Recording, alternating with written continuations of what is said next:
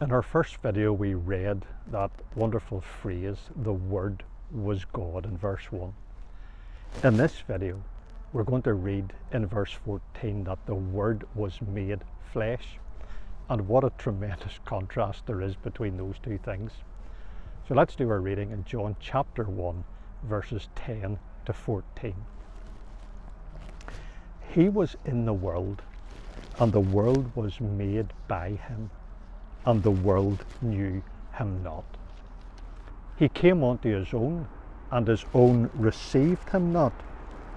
But as many as received him, to them gave he power to become the sons of God, even to them that believe on his name, which were born not of blood, nor of the will of the flesh, nor of the will of man, but of God.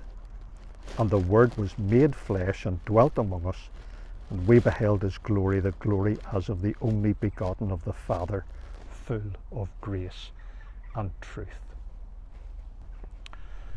Whenever John writes in verse 3 that all things were made by him, he's actually thinking about the entire universe, the great and the small, the living and the non-living, the material and the non-material, things that we can see and things that we can't see.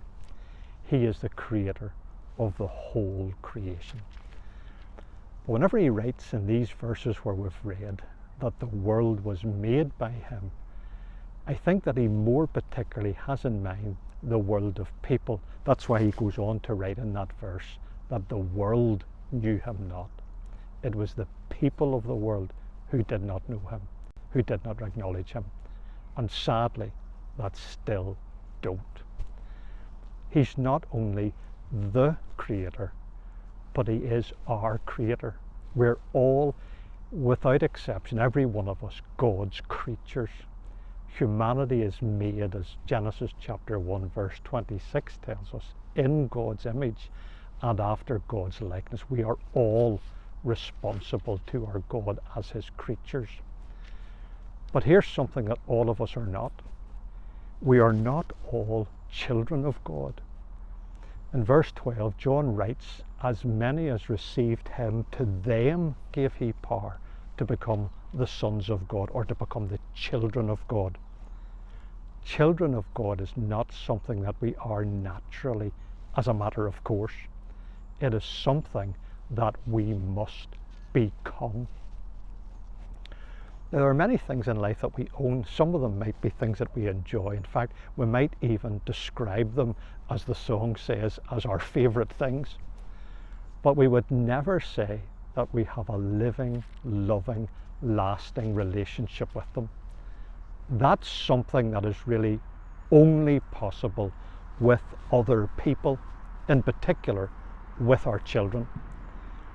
What makes children different is that they share in our life. They're not made or won or bought. They are born, and in particular, they are born of us. To become a child of God, we have to be born. We have to be born of God. As John writes in verse 13, born not of blood, nor of the will of the flesh, nor of the will of man, but of God. What John is telling us is that our human birth does not make us children of God.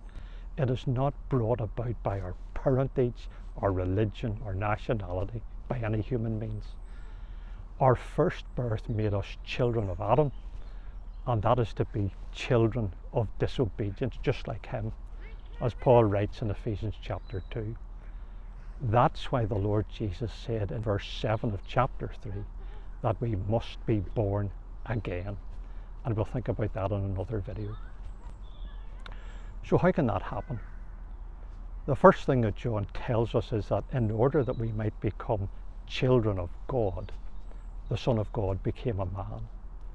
The Word was made, or became flesh, and dwelt among us, verse 14. He came down to earth from heaven, who is God and Lord of all. What was the purpose of his coming? Our next video will answer that question.